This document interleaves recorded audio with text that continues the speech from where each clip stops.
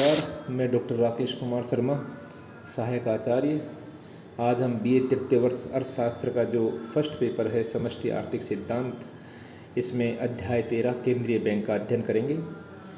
केंद्रीय bank, central bank. केंद्रीय bank किसी भी देश में बैंकों की सर्वोच्च संस्था होती है। केंद्रीय बैंक का इतना अधिक महत्व है कि प्रोफेसर सेयर्स ने लिखा है कि अतीत से उच्च तक 3 प्रमुख आविष्कार हुए हैं। पुराने युग से आज के युग तक 3 ही प्रमुख आविष्कार हुए हैं। पहला है आग, अग्नि, दूसरा है पहिया और तीसरा है केंद्रीय बैंक। प्रत्येक देश में केंद्रीय बैंक का मुख्य कार्य अर्थव्यवस्था में मुद्रा व शाख की मात्रा को नियंत्रित एवं नियमित करना होता है। न केवल बैंक अन्य बैंकों के लिए पथ प्रदर्शक के रूप में कार्य करते हैं, अपितु बैंकिंग व्यवस्था को नियंत्रित करने, मौद्रिक नीति को लागू करने और देश के आर्थिक विकास में भी महत्वपूर्ण भूमिका निभाते हैं। विभिन्न प्रकार के अर्थशास्त्रियों ने केंद्रीय बैंक की भिन्न भिन्न परिभाषाएं दी हैं। प्रोफेसर क्राउथर ने लिखा है कि केंद्रीय बैंक का अन्य बैंकों के साथ वही संबंध होता है जो बैंकों का जनता के साथ होता है।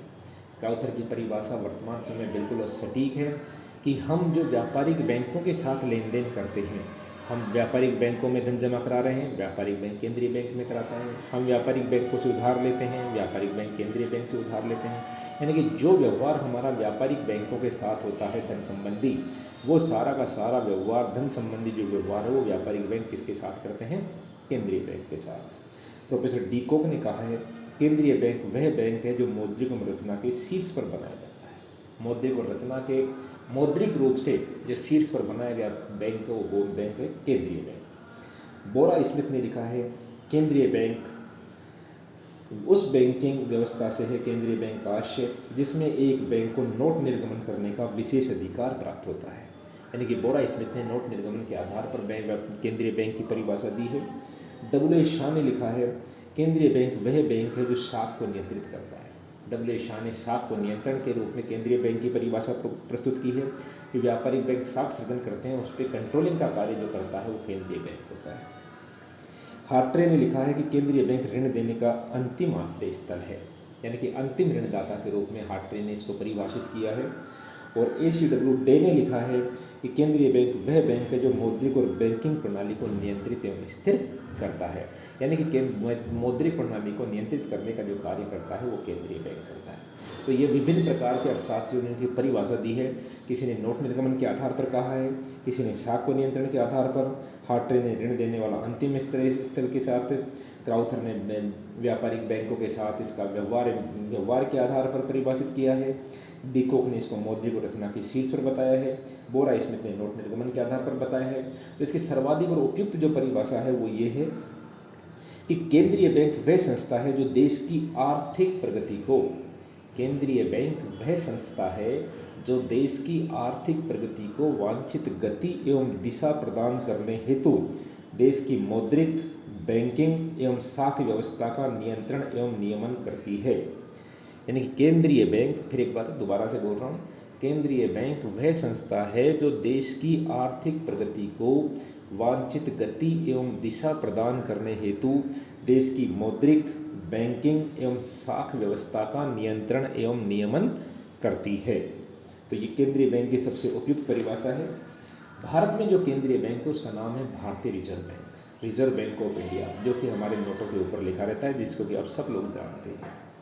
तो ये स्थापना कैसे हुई इसके बारे में अपन देखते हैं कि भारत में 1913 में चेम्बरलिन आयोग के सदस्य प्रोफेसर कीन्स ने और 1927 में हिल्टन यंग कमीशन ने देश में केंद्रीय बैंक की स्थापना की पुरजोर सिफारिश की थी, क्योंकि उस समय की बात है जब केंद्र में भारत में अंग्रेजों का शासन था। तो उनकी सिफारिशों के आधार पर 1 अप्रैल 1935 को 1 अप्रैल 1935 को देश में केंद्रीय बैंक के रूप में रिजर्व बैंक ऑफ इंडिया की स्थापना की गई। इसका प्रधान कार्यालय जो मेन हेड ऑफिस है वो है मुंबई में, और क्षेत्रीय कार्यालय मुंबई, चेन्नई, दिल्ली और कोलकाता में है। रिजर्व बैंक के देश के विभिन्न भागों में 12 शाखाएं हैं, जिसकी एक शाखा जयपुर पे भी, अपने राजस्थान में इसकी एक शाखा है। रिजर्व बैंक में एक गवर्नर सहित 20 सदस्य प्रबंधन मंडल में शामिल होते हैं। इनकी नियुक्ति राष्ट्रपति द्वारा की जाती है। और इसका जो राष्ट्रीयकरण किया गया था वो 1 जनवरी 1949, देश की आज़ादी के बाद 1 जनवरी 1949 में इसका राष्ट्रीयकरण कर दिया गया था, नेशनलाइजेशन कर दिया गया था इसका। अब इसके प्रमुख कार्य जो डीकॉक ने बताए हैं उनको अपन पढ़ते हैं। प्रोफेसर केंद्रीय बैंक के जो कार्य हैं वो डीकॉक ने कहा है कि केंद्रीय बैंक देश की व्यवस्था का शीर्षस्थ बैंक होने के कारण और देश की मौद्रिक व्यवस्था के विकास, नियमन और नियंत्रण के प्रति विशेष अधिकार प्राप्त होने के कारण यह अनेक महत्वपूर्ण कार्यों का संपादन करता है। इसमें पहला कार्य है नोट निर्गमन का एकाधिकार, यानी कि पत्र मुद्रा निर्गमन का एकाधिकार। वर्तमान में विश्व के सभी राष्ट्रों में एक परिवर्तनशील पत्र मुद्रा प्रचलन में है और चलन मुद्रा की मात्रा और साख में परस्पर संबंध होने के कारण सभी राष्ट्रों में नोट निर्गमन का कार्य देश के केंद्रीय बैंकों को दिया जाता है। भारत में भी रिजर्व बैंक को पत्र मुद्रा निर्गमन का एकाधिकार प्राप्त है। रिजर्व बैंक में एक विशेष निर्गमन विभाग है जो न्यूनतम कोष प्रणाली मिनिमम रिजर्व सिस्टम के आधार पर पत्र मुद्रा निर्गमन का कार्य करता है।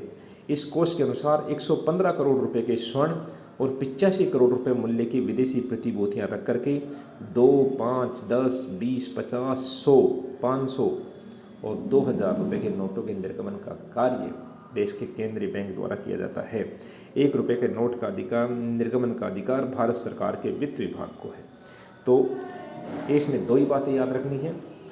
200 करोड़ रुपए का एक न्यूनतम मिनिमम रिजर्व सिस्टम है जिसमें 200 करोड़ रुपए रखे जाते हैं। इसमें 115 करोड़ रुपए का स्वर्ण होता है और 85 करोड़ रुपए मूल्य की विदेशी प्रतिभूतियाँ, विदेशी करेंसी को रख करके केंद्रीय बैंक पत्र मुद्रा का निर्गमन करता है। यानी कि अगर तुम्हें ये गलतफहमी हो कि केंद्रीय बैंक कभी भी नोट जारी कर सकता है तो ऐसा नहीं है। केंद्रीय बैंक से सरकार नोट जारी करवाती है और तब करवाती है जब वहाँ पर 200 करोड़ रुपए मूल्य रखेगी, तब जाकर के नोट जारी होंगे। अब 200 करोड़ रुपए मूल्य की सोना और विदेशी प्रतिभूतियाँ रखने के बाद ही केंद्रीय बैंक नोट जारी करता है। नंबर 2, सरकारी बैंकर, एजेंट और सलाहकार। केंद्रीय बैंक देश की सरकार का बैंक है, एजेंट और सलाहकार के रूप में भी महत्वपूर्ण कार्य करता है। सरकार के बैंकर के रूप में सरकार की जमाओं को स्वीकार करता है और आवश्यकता पड़ने पर वापस धन प्रदान करता है। उधार की सुविधा भी देता है, ऋण की सुविधाएं प्रदान करता है। सरकार के एजेंट के रूप में केंद्रीय बैंक सार्वजनिक ऋणों का भुगतान करता है, ब्याज और मूलधन का भुगतान करता है, सरकारी प्रतिभूतियों का क्रय विक्रय में मदद करता है, सरकारी कर वसूल करता है। केंद्रीय बैंक न तो सरकार को उनकी जमाओं पर ब्याज देता है और न ही अपनी सेवाओं के लिए किसी प्रकार का शुल्क वसूल करता है। और केंद्रीय बैंक आर्थिक सलाहकार के रूप में भी कार्य करता है, बैंकिंग नीति निर्धारण संबंधी सलाह देता है, मौद्रिक नीति के निर्धारण में सलाह प्रदान करता है और विभिन्न विभागों व संस्थाओं की आयों को जमा करता है। इस प्रकार सरकार के धन स्थानांतरण की सुविधा प्रदान करता है। इस प्रकार सरकारी बैंक एजेंट और सलाहकार के रूप में केंद्रीय बैंक कार्य करता है। तीसरा है बैंकों के बैंक के रूप में कार्य। केंद्रीय बैंक देश का सबसे बड़ा शीर्षस्थ बैंक होता है। देश के दूसरे समस्त बैंक इसके अधीन कार्य करते हैं और इससे संबंध रखते हैं, इसलिए बैंकों के बैंक के रूप में कार्य करता है।